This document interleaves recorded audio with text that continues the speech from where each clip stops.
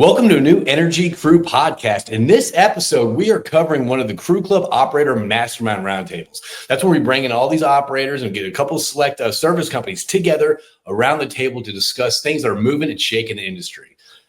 Last Thursday, on January 30th in Oklahoma City, we held a roundtable on extended laterals. How far could we go?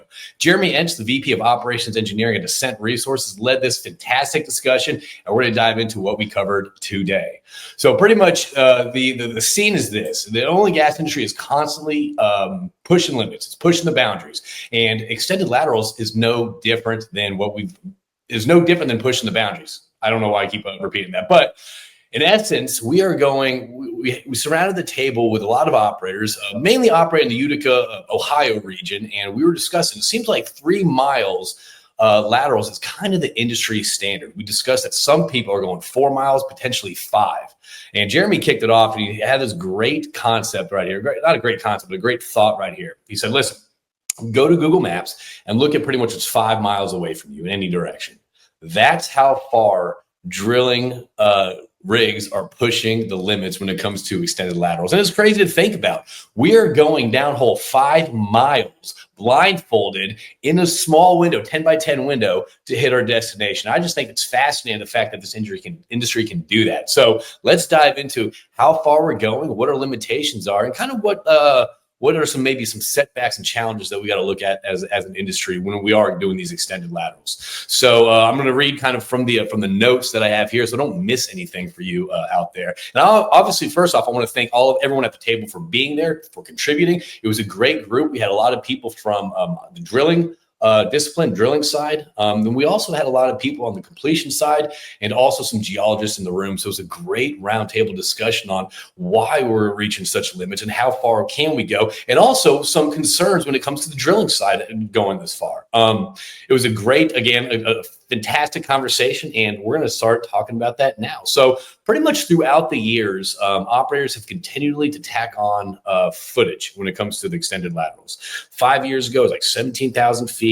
And now we're actually to the point where 20,000 feet is the industry kind of standard in this region. We can get there due to, the formation, the faults, the land. That's kind of our limitations right now is kind of the land makeup. I guess it's kind of checkered a little bit, where you got to get all the land in line to actually go the straight line of 3 miles, but that seems to be kind of holding us back. All right. 80% of the wells in this region are being drilled to about 3 miles, and it's expected to maximize production capabilities while optimizing well completion strategies. All right, so I asked the stupid question. I always ask the stupid questions when I'm sitting around the table with a bunch of engineers. Okay, so I'm going to play dumb. Why would we go further in our laterals? What is the purpose and what is the benefit? All right, the first benefit that we discussed is the increased production rates of going deeper. All right, the potential for higher production from wells is notable with extended laterals, as longer well distances can assess more hydrocarbon reserves within a single drilling operation. Okay, I get that. That makes sense to me. And the other thing is enhanced efficiency.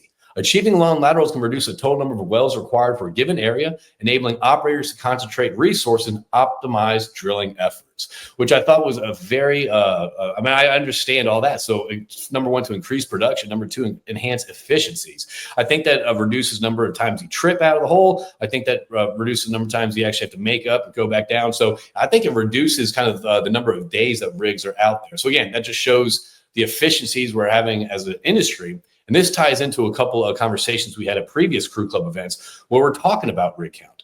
Will rig count spike again? And the consensus is probably not. Number one, due to efficiencies. Number two, because companies are now operating more of a cash flow mindset, cash flow basis. So the need and the urgency to pick up rigs whenever there's a swing in commodity prices is not really in our industry right now. I think we're operating a little bit smarter, a little more efficient. So some technological innovations and challenges that we face as an industry when we are talking about extended laterals is the drilling technology.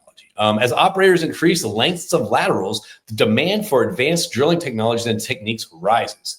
Innovations are vital for maintaining accuracy and preventing complications during the drilling process. And this is anything from monitoring the drill stem, or it's anything from, I guess, better equipment downhole, whether it's drill bits, whether it's motors, whatever that is.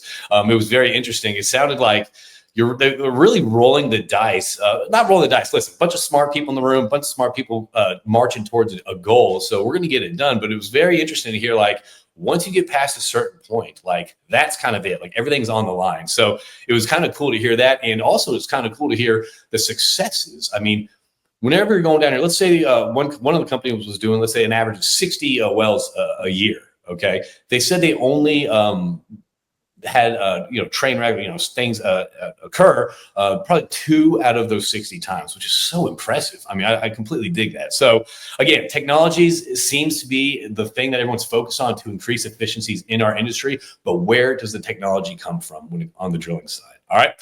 Communication collaboration was a big part of this. Effective planning and coordination across various teams, such as everyone at the table. We had geologists, we had completions, we had production, and some drilling people there. So effective communication collaboration amongst all the teams is crucial for this, because let's say you drill a hole, you're trying to beat the record. I mean, that doesn't ensure the quality of the wellbore, right? So again, going deeper, going extended lateral, but you still have to have that wellbore clear for completions to come in and do their job. All right.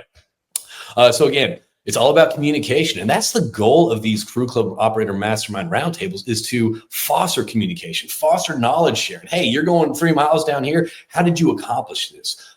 Hey, completions team, we're about to do this. What makes sense for you? What's important for you before we take this step? So again, having communication, clear communication, that's something that I teach as well at, this side, at Exec Crew. So communication is key when we are doing this. And that's not emails, that's not text messaging, that's face-to-face collaborative conversations.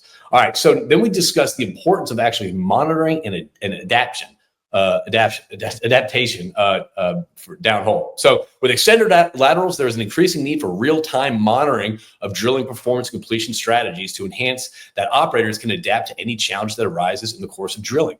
I think this is all the software that you see out there, whether it's Animo from Astra, or whether it's Corva, or Payson, these real-time drilling metrics to see where you're actually at, what's actually happening downhole. So again, putting technology forefront to see what's going on downhole as we drill down the line.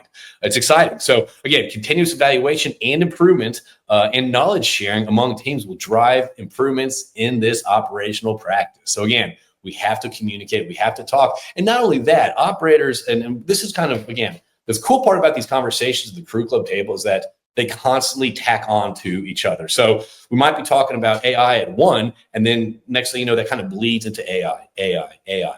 So again, we're talking about when it comes to extended laterals and technology, where's technology going to stem from in the modern oil and gas industry?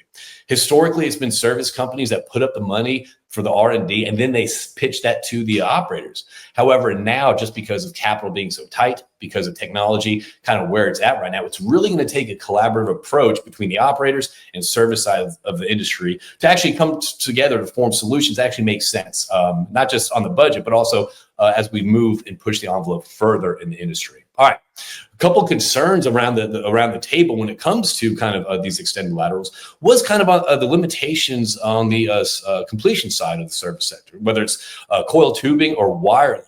Can they go that deep downhole should there be issues? So it seems to me that the only restrictions that we're facing as an industry is the completion side. Can the tools keep up? I mean, that's kind of something we discussed around the table. So looking forward to the future of drilling practices, as we navigate the challenges and advantages of extended laterals in our industry, it's essential to consider not only immediate impacts, but also long-term sustainability. So will these wells be productive long-term? Do they have the EOR, whatever it's called, long-term whenever we start our drilling, or are the holes kind of going fast and the integrity is not really there? So that's kind of a conversation we're having. And then What else? It's operators must remain committed to exploring holistic strategies that incorporate the latest technology while prioritizing safety and environmental stewardship. I think that's kind of the slogan of the industry. So let's keep pushing the envelope. Let's keep collaborating, thinking about how to move forward more efficiently, safer, and less of an environmental impact. Yeah, so listen, it was a great conversation. I want to thank everyone at the table. I especially want to thank our sponsors, WorkRise, WellDrive, LFS Chemistry, KLX Energy Services, Detection Technologies, and Intelligent Wellhead System. We packed the room. It was a room full of about 21 individuals, and it was a great conversation. Majority of the operators operated in Ohio and in the Utica area. So again, it was interesting to hear each operator discuss kind of challenges, what they're experiencing, what they're seeing, and how they're getting it done.